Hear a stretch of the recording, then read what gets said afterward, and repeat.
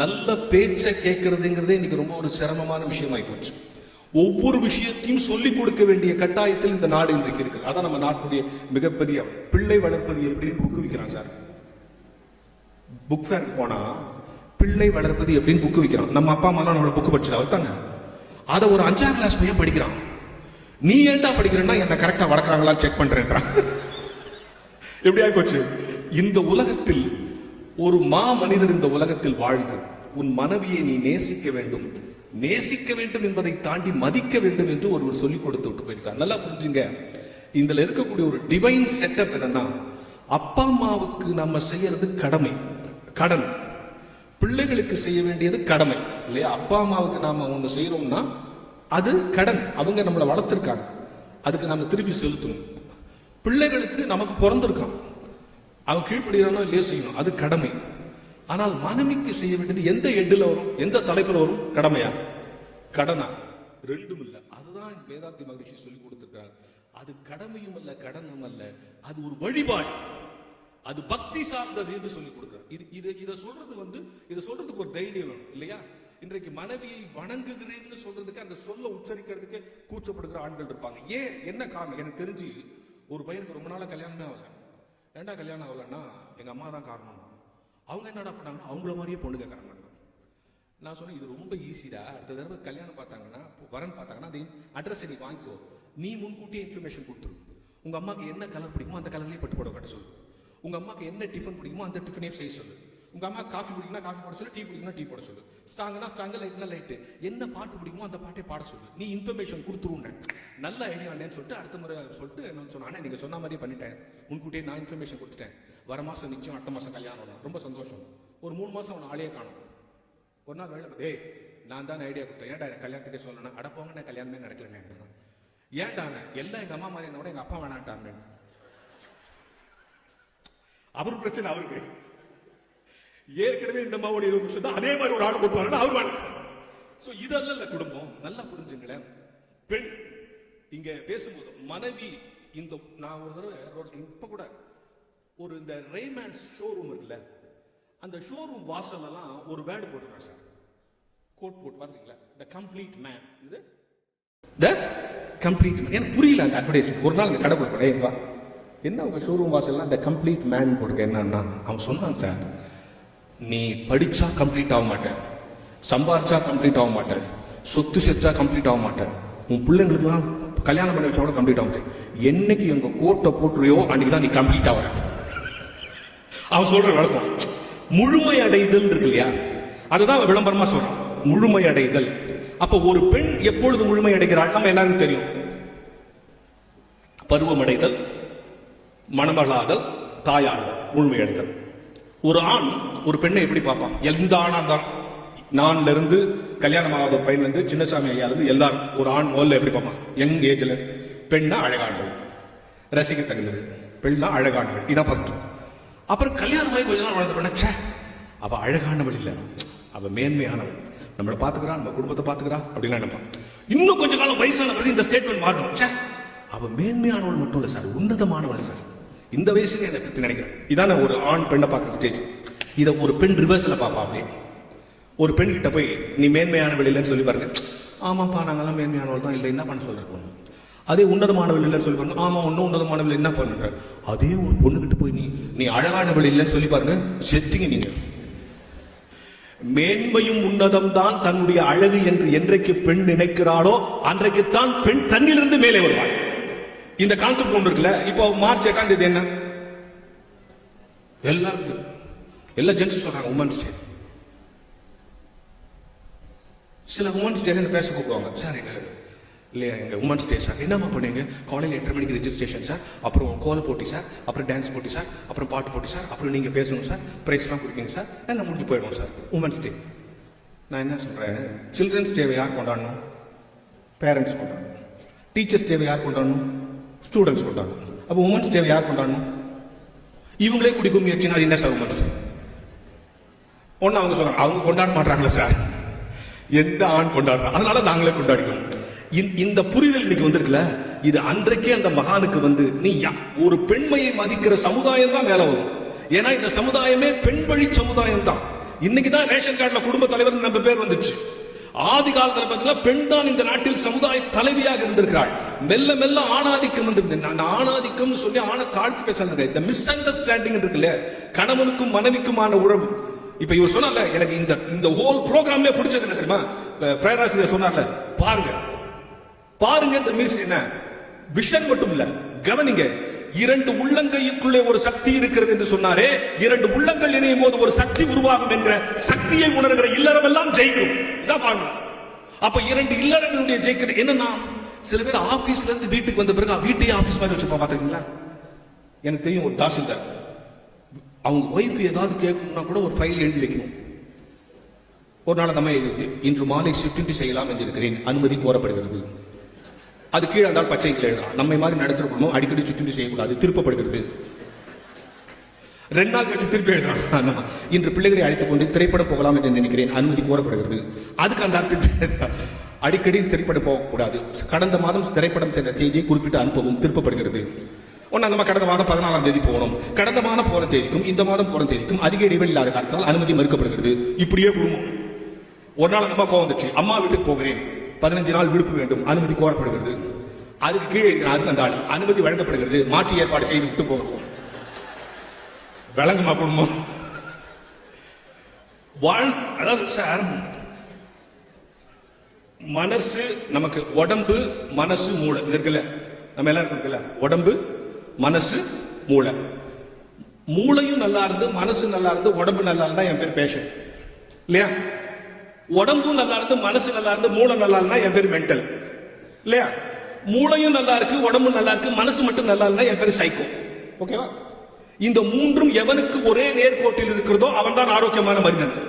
இந்த 3 எப்போ அவனுக்கு ஒரே நேர்கோட்டில் இருக்கும்? இங்க யாரா டாக்டர் இருந்தாங்களா?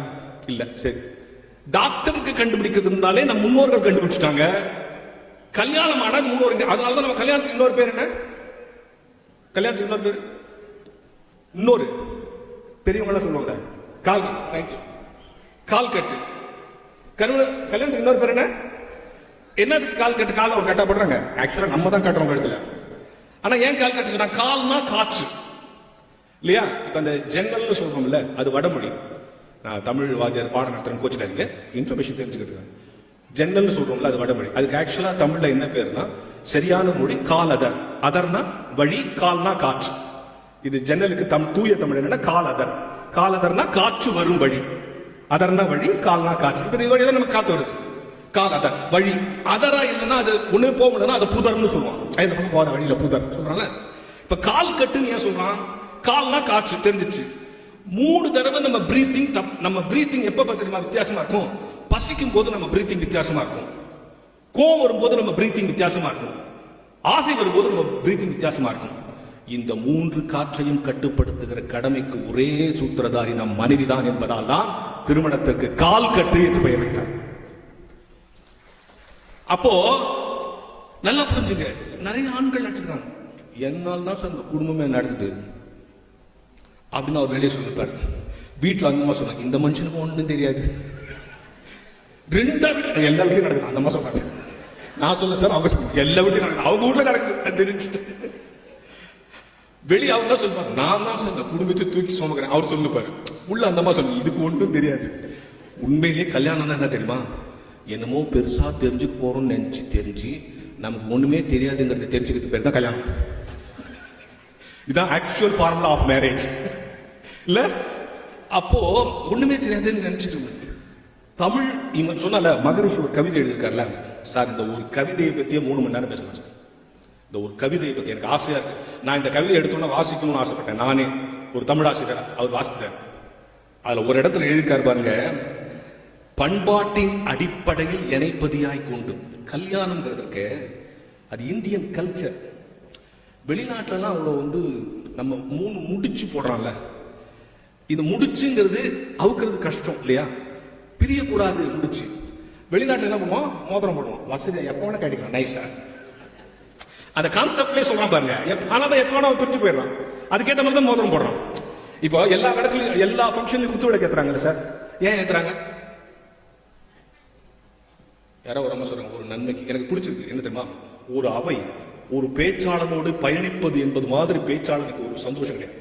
இந்த அவை என்னோடு பயணிக்கிறது, இந்த அவை என்னை உற்று நோக்கி கொண்டே இருக்கிறது, இந்த அவை என்னை உள்வாங்கிக் கொண்டே இருக்கிறது, இந்த அவை என் கருத்துக்களை ஆமோதித்துக் கொண்டே இருக்கிறது. எனவே மகிழ்ச்சி, சந்தோஷம். சரி, நான் கேட்க வேண்டியது, ஏன் குத்து விளக்கு ஏத்துறாங்க? ஒரு நன்மைக்கு. ஒரு அம்மா சொன்னாங்க ஒரு நன்மைக்கு. வேற ஐயா வேற பதில் சொல்லலாம்ல? மங்களம். சில பேருக்கு இது மாதிரி நிறைய பேருக்கு தெரியாது. ஏத்துற ஆளுக்கே சில பேருக்கு தெரியல. ஒரு நாள் ஒரு ஃபங்க்ஷன் ஒருத்தர் ஏற்றிட்டு வந்து, என்ன குத்து விளக்கு ஏத்துறீங்க? ஏத்த சொன்னாங்க, ஏத்தன எனக்கு என்ன தெரியும்.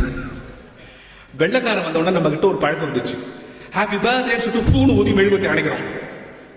வெள்ளக்கார எல்லாத்தையும் அடைச்சிட்டு தொடங்குவான், தமிழை எல்லாத்தையும் ஏற்றிட்டு தொடங்குவான். நன்றாக புரிந்து கொள்ளுங்கள், இல்லற வாழ்க்கையுடைய வெற்றி என்பது இந்த குத்து விளக்கு. விளக்குன்னா என்ன? விளக்குன்னா என்ன? 3 சார் எனக்கு புரியல, விளக்குங்க. அதுக்கு விளக்குன்னு சொல்றோம், டு எக்ஸ்பிளைன். அதுக்கு விளக்கு.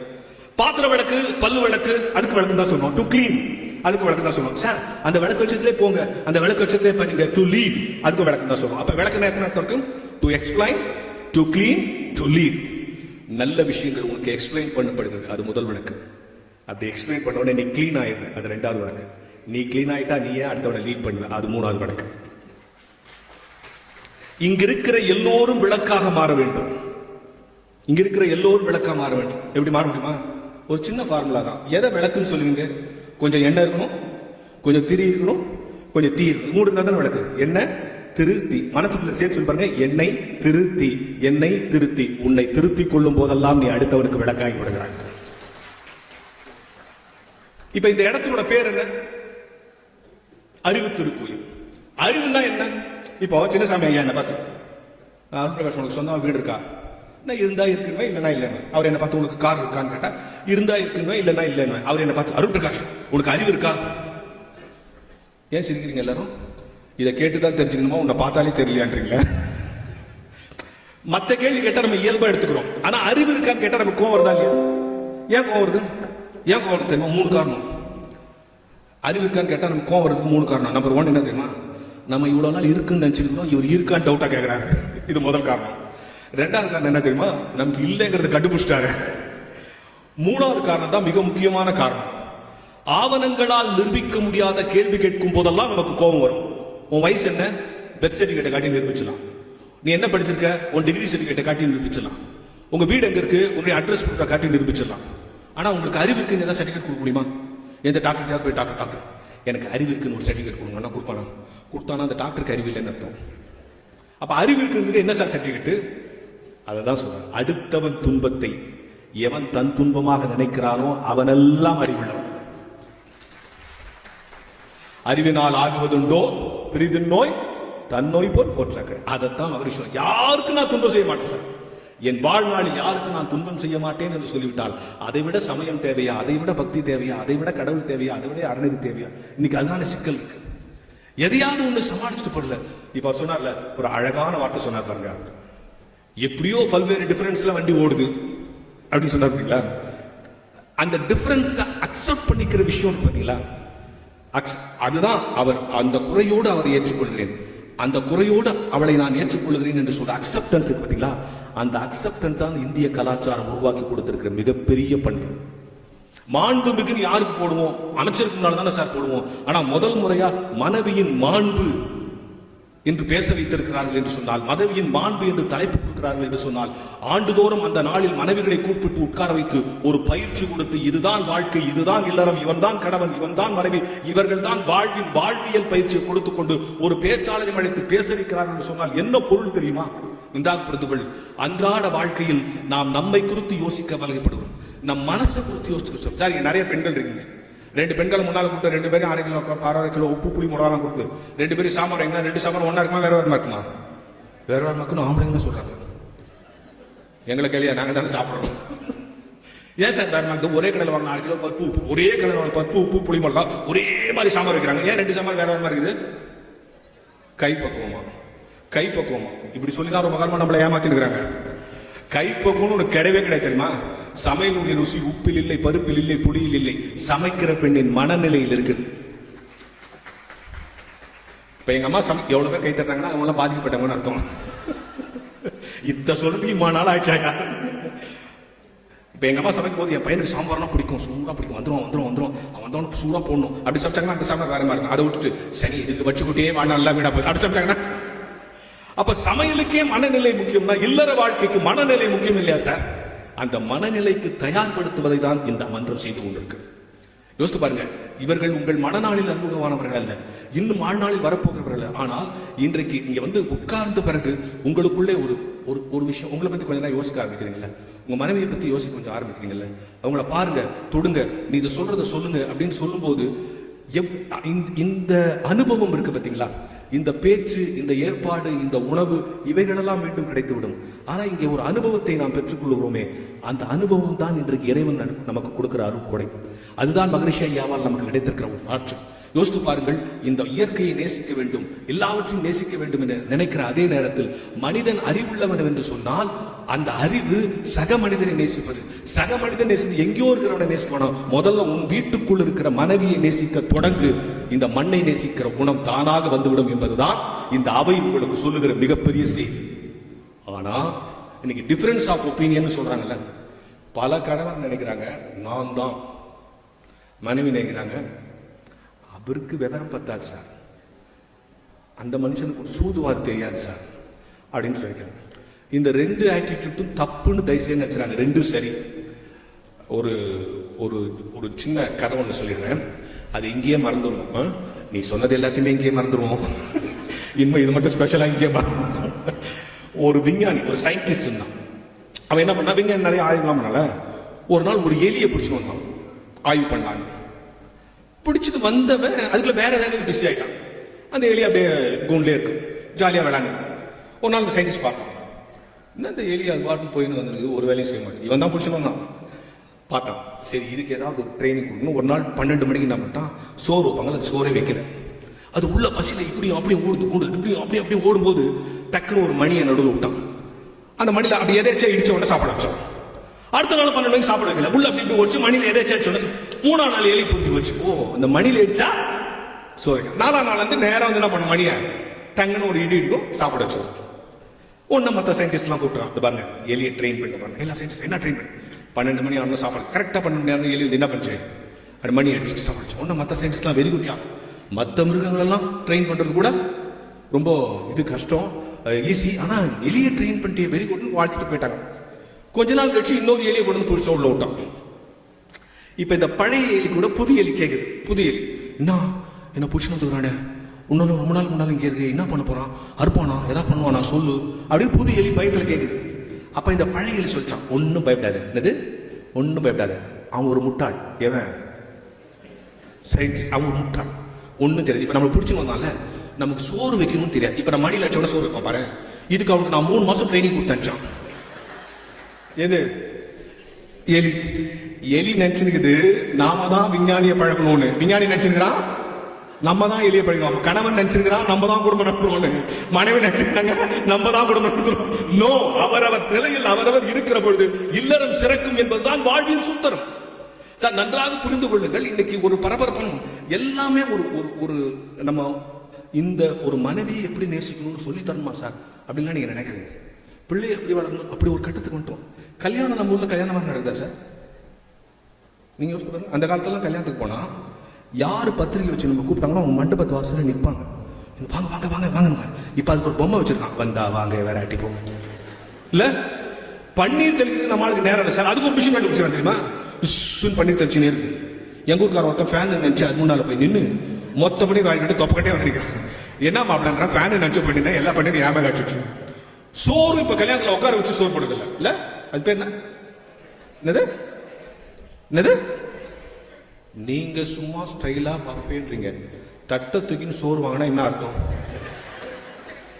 நான் சொல்ல, அவதான் சொல்ல.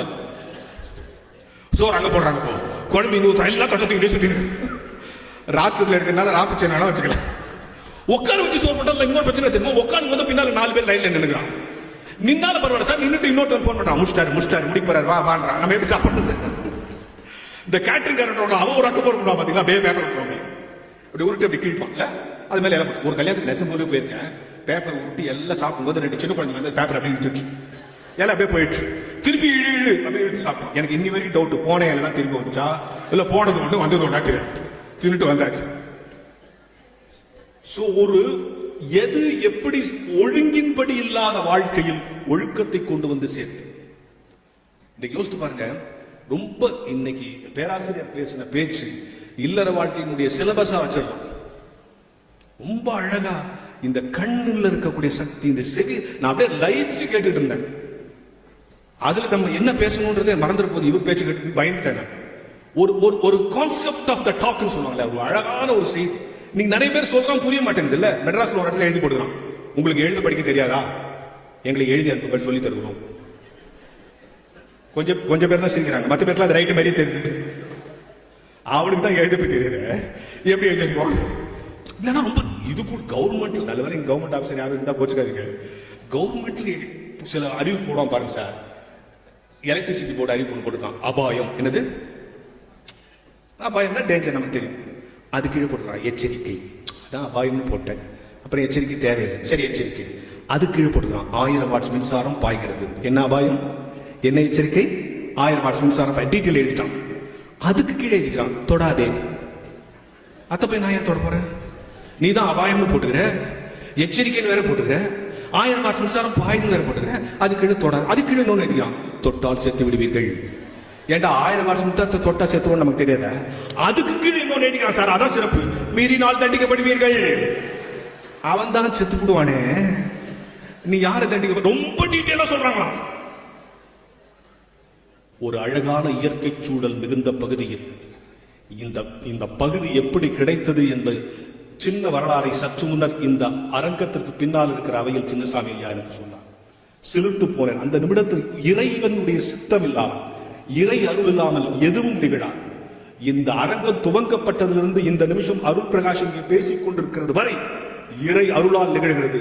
இன்றைக்கு நீங்கள் வந்தது ஏதோ, இன்னைக்கு நம்ம ஃப்ரீயா இருந்தோம், இன்னைக்கு ஒருத்தவங்க கூப்பிட்டாங்க, இன்னைக்கு எனக்கு இன்விடேஷன் வந்துச்சு, அவர் ரொம்ப இன்வைட் பண்ணாரு, எங்க வீட்டுக்காரர் ஃப்ரீயா இருந்தாரு, அதனால வந்தோம்லாம் நினைக்காதீங்க. நீங்கள் பிறந்த அன்றே 2025ஆம் ஆண்டு ஆகஸ்ட் மாதம் இந்த தேதியில் இங்கே இருக்க வேண்டும் என்பது இறை சித்தம் என்கிற அடிப்படையில் தான் இங்கே வந்திருக்கு.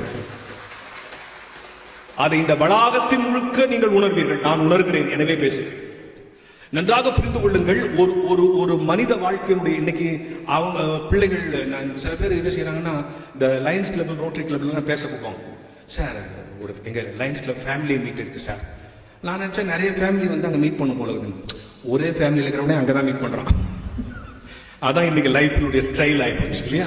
அப்பா ஒரு இடத்துல வேலைக்கு போறாங்க, அம்மா ஒரு இடத்துல வேலைக்கு போறாங்க, குழந்தை ஒரு இடத்துல படிக்க போது 3 பேர் மீட் பண்றதுக்கே வாய்ப்பு இல்லை. வீட்டுக்கு வந்தாலும் குழந்தை ஃபோன் பண்ணும், அம்மா நான் வந்துட்டேன். ஒன்னு அம்மா கபோர்ட்ல இருந்து பிரெட் எடுத்துக்கோ, ஃப்ரிட்ஜ்ல இருந்து ஜாம் எடுத்துக்கோ, தடவை தரலன்னா www.jamtadini.com பார்த்து நீயே கத்துக்கோ, முடிச்சு போச்சு. வாரத்தில் ஒரு முறையாவது கணவனும் மனைவியும் பிள்ளைகளும் ஒன்றாக உட்கார்ந்து சாப்பிடுங்க. சாப்பிடும் போது பேசக்கூடாது என்று சொல்லுகிற ஒரு கான்செப்ட் ஒரு காலத்தில் இருந்துச்சு. சாப்பிடும்போது பேசி சந்தோஷம். ஒரு நாளாவது ஃபேமிலி மீட்டிங் ஒன்று போடுங்க. சிரிப்பா வருதுல என்ன பார்த்தா, ஐயோ ஆபீஸ் மீட்டிங் எங்களால நடத்த முடியல, ஃபேமிலி. உங்க பிள்ளைங்களுக்கு முன்னால நீங்க என்ன முடிவு எடுக்கிறீங்கிறது அவன் சின்ன பையன்லாம் நினைக்காது. நம்ம குடும்பத்துல என்ன நடக்குது நம்ம பிள்ளைக்கு தெரிஞ்சிருக்கணும். நம்ம அப்பா எந்த கடனை வாங்கி இந்த பிரச்சனையை சமாளிக்கிறான்னு பிள்ளைக்கு தெரிஞ்சிருக்கணும். மனைவி, கணவன், பிள்ளைகள் என்கிற இந்த 3 சங்கம் இருக்குல்ல, இந்திய நாட்டினுடைய மிகப்பெரிய பலமே குடும்பம் தான். இன்னைக்கு எல்லா நாடுகளும் சிதிலமடைந்து போவதற்கு காரணம் எதுனா, முதல்ல அங்க குடும்பம் சிதைஞ்சு போச்சு, அப்புறம் தான் அந்த நாடு சிதைய ஆரம்பிக்குது. நல்லா புரிஞ்சுங்க. எந்த சயின்டிஸ்டுக்கு முன்னாலும் நான் சத்தியம் பற்றி சொல்வேன், இந்த உலகம் அணுகுண்டுகளால் அழியாது, இந்த உலகம் உலகப்போர் வருவதால் அழியாது. இந்த நாட்டில் மானிடநேயம், மனிதநேயம் குறைந்தால் இந்த உலகம் அழிய ஆரம்பிக்கும் என்பதை புரிந்து. சரி சார், சில நேரத்தில் எங்க வீட்டுக்கார் வந்து எனக்கு தெரிஞ்சே போய் சொல்றாங்க. சில நேரத்தில் என் ஒய்ஃப் அவங்க வீட்டுக்கு செஞ்சுட்டு என்கிட்ட மறைக்குது. நான் எப்படி இதை வந்து டீல் பண்றது? இந்த கேள்வியெல்லாம் இப்போ உங்க மனசுக்குள்ள என்ன ஒன்று சொல்லலாம், பேசுறதுக்கு எல்லாம் நல்லா தாங்குது, வாழ்ந்து பார்த்தா தானே தெரியும். ஆமாம், இவர் சொல்லிட்டு போயிடுவார், இவங்க வீட்டுல எப்படின்னு தெரியல, அதனால தான் அவர் கூட்டினே வரல. அப்படிலாம் நீங்க மனசுல நினைப்பீங்களா இல்லையா? நினைப்பீங்க. சும்மா என்ன ஒருத்தர் சொல்ற, ஆமா சார் நினைக்கிறேன் சார், எவ்வளவு நல்ல மச்சம், அவருக்கு கை தட்டு உண்மையை ஒத்துக்கிறார் பாருங்க. என்னன்னா, இந்த சொசைட்டில இன்னைக்கு இருக்க பிரச்சனை தெரியுமா? நான் ஒரு பள்ளிக்கூடத்துல தமிழ் ஆசிரியர், தலைமை ஆசிரியர். நான் எந்த பள்ளிக்கூடத்துல 6வது இருந்து 12வது வரைக்கும் படிச்சனோ அதே பள்ளிக்கூடத்துல வாத்தியாராய் இப்ப அதே ஸ்கூல்ல நான் ஹெட் மாஸ்டரா இருக்கேன். இப்ப நீங்க கை தட்டினீங்கல்ல சொன்னோன்னு இதே எங்க ஸ்கூல்ல சொன்னேன், டே நான் இங்கேயே படிச்சுட்டு இங்கேயே வாத்தியாரிட்டு தெரியுமானா அதுக்கு என் பையன் சொன்னா இங்க படிச்சா இங்க தான் வேலை கொடுப்பாங்க, வேற எங்க வேலை கொடுப்பாங்க. நீங்க கை தட்டினீங்க, அவன் பாக்குற பார்வை இல்ல, நீங்க பாக்குற பார்வை வேற. சோ ஒரு பார்வை இவர் சொன்னார் பாத்தீங்களா, அந்த பாருங்கன்னு சொன்னாரு. பாருங்க எத்தனையோ முறை நீங்க பாத்திருப்பீங்க, முறைச்சு பாத்திருப்பீங்க, அன்பா பாத்திருப்பீங்க, தப்பு பண்ணிட்டு திரு முடிச்சிருப்பீங்க. நீங்க எப்படி எப்படிலாம் எதுக்கு முடிப்பீங்கன்னு அவங்களுக்கு நல்லா தெரியும்.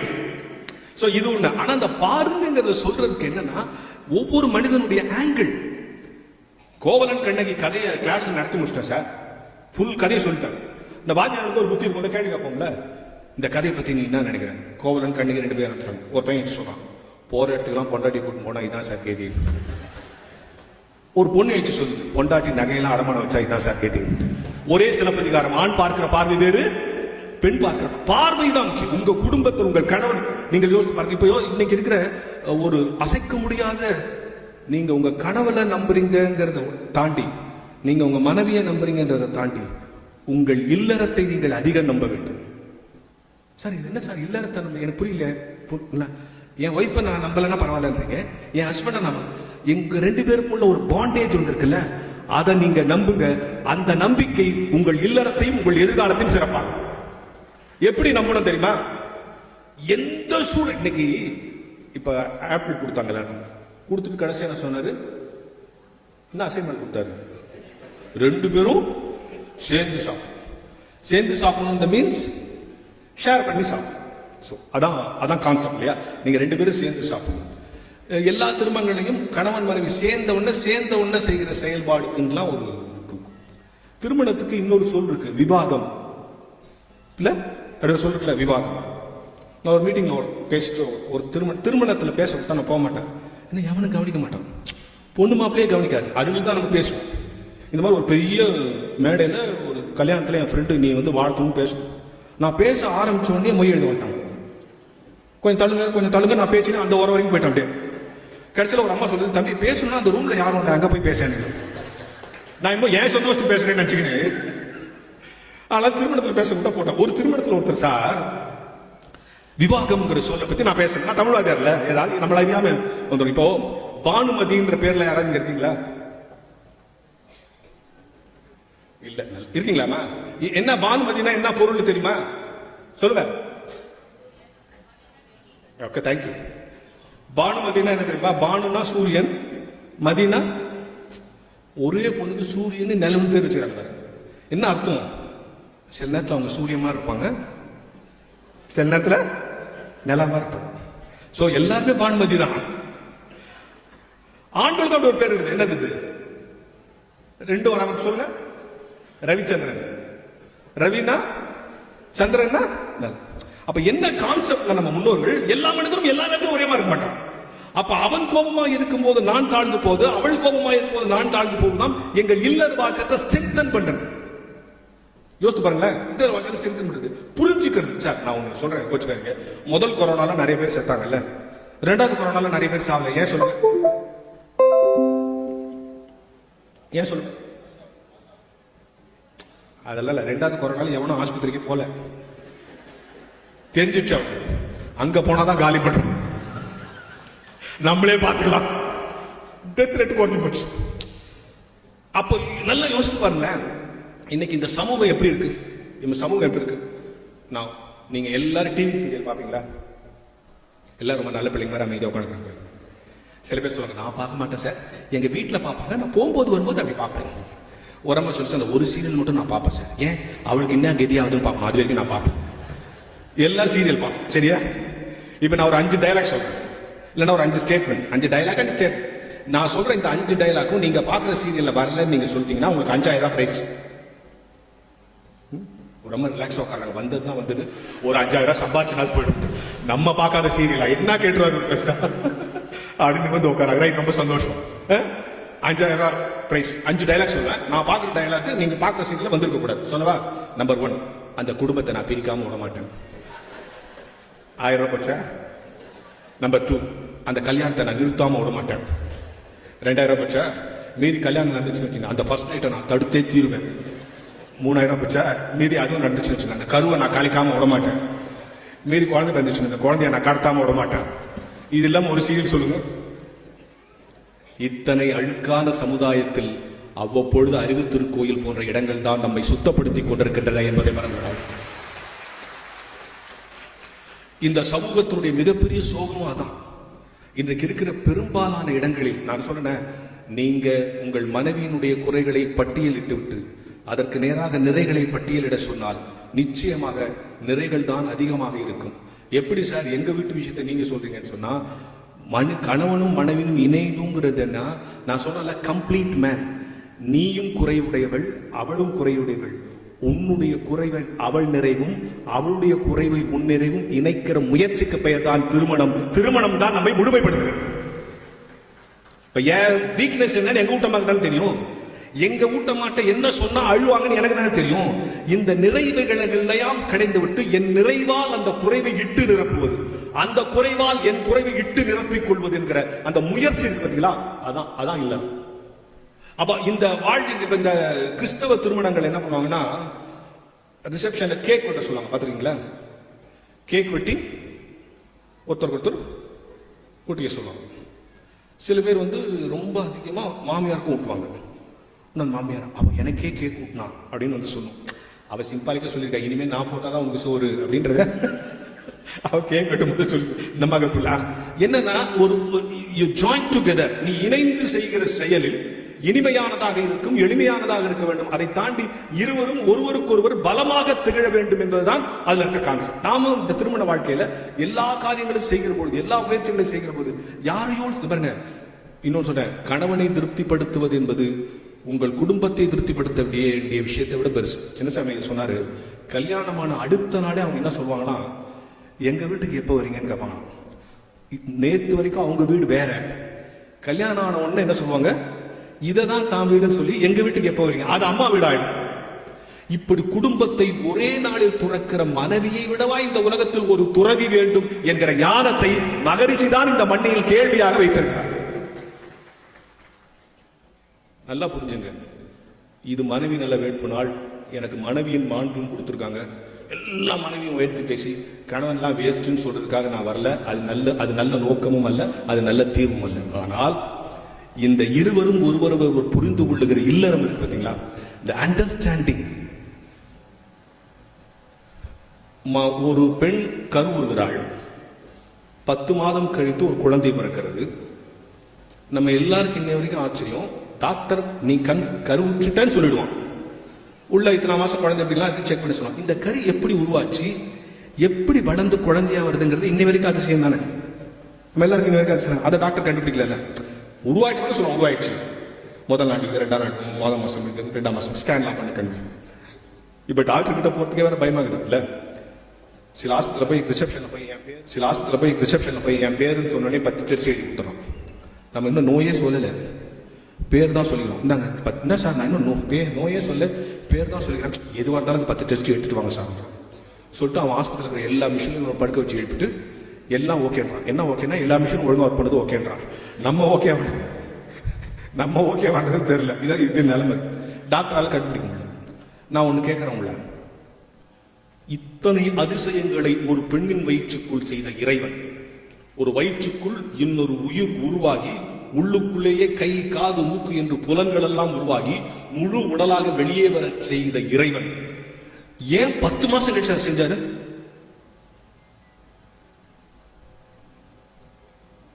என் கேள்வி பிடிக்குதா, புரியுதா? நான் கேட்கிற கேள்வி புரியுதா? இது இறைவன் அதிசயம் தானே. ஒரு உயிருக்குள் உயிர் தோன்றுவது இறை அதிசயம் தானே. என்னதான் டாக்டர்ஸ் இப்படி இருந்தா அப்படி இருக்குன்னு சொன்னாலும் கடைசியில் நம்ம எங்க போய் நிற்கிறோம்? டாக்டர்கிட்ட சேர்த்து நம்ம அங்கதான் போறோம் இல்லையா? உண்மைதான். இது டாக்டர்ஸ் பிஹைண்ட் த டாக்டர், டாக்டர்ஸ்க்கும் புரியாது. உருவாயிடுச்சுன்னு சொல்ல முடியுமே தவிர எப்படி உருவாச்சு எப்படி உள்ள வளரலாம் சொல்ல முடியாது. ஓகே, இதையே 10 மாசம் கழிச்சு செஞ்ச உங்களுக்கு கோபமா வருது தானே? இவ்வளோ காலம் 10 மாசமா பிறந்திருக்கு, திடீர்னு இவன் வந்து நின்று ஏன் 10 மாசம், அது 12 மாசம் ஆகுங்க, இல்ல 9 மாசமா குறைங்க. இந்த கவர்மெண்ட்ல ஜீவோ போட்ட குறைக்க முடியும். என்னன்னா இந்த பெண் கருவுறுகிறவரை எப்படி வேணா இருப்பா. இந்த கரு உருவான பிறகு அந்த பெண்ணுடைய எல்லா செயலையும் கவனமா இருக்க சொல்லி சொல்லுவாங்கல்ல. பார்த்து நட, மெதுவா படு, திரும்பி படும்போது வேகம் படுக்காது, ஒட்டுமொத்தமா அந்த 10 மாசம் அவளை வந்து ஒரு எல்லா நிலைக்கும் பொறுமையாக தயாராகிற பிறகு ஒரு குழந்தை வந்து பிறகு. சோ வயிற்றுக்குள்ள இருக்கும் போதே அவங்க ப்ரொஃபஷனல் பீரியட், ட்ரைனிங் பீரியட் கடவுள் கொடுத்துறான். ஒரு அம்மாவா நீ ஆவறதுக்குனால 10 மாசம் உள்ள இருக்கிறது காரணம் வளர்ச்சிக்காக மட்டுமல்ல, உன்னுடைய முதிர்ச்சிக்காக. ஒரு தாய், பெண் என்கிற நிலையில இருந்து தாய் என்கிற முதிர்ச்சியை நீ அடையணுங்கிறதுக்காக அந்த 10 மாசம் உனக்கு கொடுத்திருக்கிற ப்ரொஃபஷனல் பீரியட். எனவே இறைவனே என்ன செய்திருக்கிறான் இந்த சமூகத்திற்குள்ள. இப்ப அவர் ஒன்று சொன்னார்ல, என்ன மகனா ஏத்துக்க சொல்லி பக்குவத்தை மனைவிக்கு கொடுத்துருங்க. ஒரு கட்டத்துல வந்து அப்படிதான் ஆயிடும். ஒரு கட்டத்துல எல்லா மனைவியும் தன்னுடைய கணவனை மூத்த மகனா பார்க்க ஆரம்பிச்சுடணும், ஆரம்பிச்சிருப்பாங்க. சில பிள்ளைகள் விலகி போய் விடுவார்கள். எனவே மூத்த மகனாக பார்த்துக் கொள்ளுங்கள் சொன்னாரே, அது ஒரு அனுபவ வார்த்தை. எனவே இந்த அரங்கம் முழுக்க, இந்த அவை முழுக்க என்னை உற்று நோக்கி கொண்டிருக்கிற பெண்களே, ஆண்களே, நீங்கள் திருமணமாக இருந்தாலும் திருமணமாகவில்லை என்றாலும் இந்த 1 மணி நேரம் நாம் பேசிய இந்த விஷயங்கள் எத்தனை உங்களுக்கு போய் நிற்குமோ எனக்கு தெரியாது, எத்தனை உங்க மனசை போய் தொடுமோ எனக்கு தெரியாது. ஆனா ஒரு விஷயம், வாழ்வின் நம் மனசையும் புலன்களையும் சுத்தப்படுத்துகிற அவசியம் தேவை. காலையில எல்லாம் குடிச்சோம், அதோட மாற்றுக்கருத்தில். ஆனா நம்முடைய புலன்களை சுத்தப்படுத்த இது போன்ற அமைப்புகள், இது போன்ற பேச்சுகள் தேவைப்படுகிறது. இல்ல சார், அவர் சொன்னது சரிதான் சார். ஆமா சார், நான் கூட அப்படி யோசிக்கல சார். ஆமாமா அவர்கிட்ட குறைதான் இருக்கு, ஆனா இந்த நிறை அவர்கிட்ட மட்டும் தான் இருக்கு, வேற யாருக்கும் இல்லையா அப்படின்னு நீங்க யோசிக்க ஆரம்பிப்பீங்க. ஆமாமா அவளை இந்த விஷயத்துக்கு போய் நான் திட்டிருக்கேன், ஆனா இந்த விஷயத்துல அவ எவ்வளவு கிரேட்டா இருக்கா அப்படின்னு அந்த பேலன்ஸ் ஷீட் போடுறீங்கல்ல. நான் வந்து குடும்ப வாழ்க்கை என்பது வரவு செலவு திட்டங்களால் ஆனதல்ல. ஆனால் ஒன்றை தெளிவாக புரிந்து கொள்ளுங்கள். இன்னைக்கு இருக்கு சம்பந்தம். நான் சொன்ன டிவி சீரியல் சொன்ன விளம்பரங்களே இன்னைக்கு எவ்வளவு மோசமா இருக்கு. பெண்ணை ஒரு அழகு ஒருத்தன் போய் ஒரு பொண்ணுகிட்ட என் கூட காசு சாப்பிட வரையாங்க ஒரு அட்வர்டைஸ்மெண்ட். ஒன்னு அந்த பொண்ணு சொல்றா, நீ பல்லு சரியா வளர்க்க மாட்டேன், நான் கூட வரமாட்டேன்றா. ஒன்னு அடுத்த நாள் ஏதோ ஒரு பேஸ்ட் எடுத்து வளர்க்குறான். அதுக்கு அடுத்த நாள் அந்த பொண்ணு அவனோட காசு சாப்பிட போகுது. இது ஒரு அட்வர்டைஸ்மெண்ட் காட்டுறானா, அவன் என்ன நினைச்சு அந்த அட்வர்டைஸ்மெண்ட் காட்டுறான்னா, இப்படி போட்டா நிறைய பேர் இந்த பேஸ்ட்டை வாங்குவாங்கன்னு நினைச்சு அவன் போடுறான். நம்மால் என்ன நினைச்சு அந்த பேஸ்ட்டை வாங்குறாங்கன்னா, ஓ இந்த பேஸ்ட்ல பல் வாங்கினா நிறைய பேர் நம்மளோட காசு சாப்பிட வராங்க பொழுது நீ நினைச்சுக்கலாம். ரெண்டுமே தப்பு தானே. அப்போ ஒரு கலாச்சார சீரழிவு நம்மை சுற்றி நடக்கிற இந்த இயற்கை சூழல்ல இந்த இடத்துல உட்கார்ந்து நல்ல விஷயங்களை கேட்கிற வாய்ப்பை வருஷத்துக்கு ஒரு 3 முறை ஏற்படுத்தி கொடுத்திருக்கிறாரே, அதுக்காகவே அந்த மகானுக்கு நாம வணக்கம் சொல்றோம். எங்க கிடைக்கும்? இல்ல சென்னையில நான் இப்படி ஒரு மணி நேரம் பேசுறேன், என்ன கேட்பான், ஏறும்போது சீக்கிரம் சார் ஜோக்கா பேசணும், சீக்கிரம் முடிச்சிடணும், அதுக்கு எதுக்கு என்ன கூப்பிட்டேன்னு வேணும். இப்படிதான் இருக்கு. ஆனா இந்த அவை ஒரு அடர்த்தியான அவை, பொறுப்புள்ள அவை, உள்வாங்கிக் கொள்ளுகிற அவை. இதை தாண்டி இந்த அமைப்புக்கு வர்ற அவைக்கு நல்ல ஒரு நிகழ்வை கொடுக்கணும், நல்ல பயிற்சியை கொடுக்கணும். இங்க இருந்து ஒரு கூட்டத்துடைய வெற்றி, இங்க இருந்து நீங்க வெளியே போய் செருப்பு மாட்டும்போது what is the take home message today நீங்களே கேட்கணும். இறைவா எனக்கு இன்னைக்கு என்ன கொடுத்து அனுப்புற அப்படின்னு கேட்கணும். ஏதாவது கொடுத்து அனுப்புனா இந்த கூட்டம் வெற்றி. அப்படியே எம்டியா போனா அதுல பிரயோஜனம் கிடையாது. ஆகவே ஒவ்வொரு நாளும் இறைவன் எதையோ நமக்கு கொடுத்து கொண்டே இருக்கிறான். அப்படி கொடுக்கிற அதான் சிந்தனை, நல்ல சிந்தனையா இருக்கும்.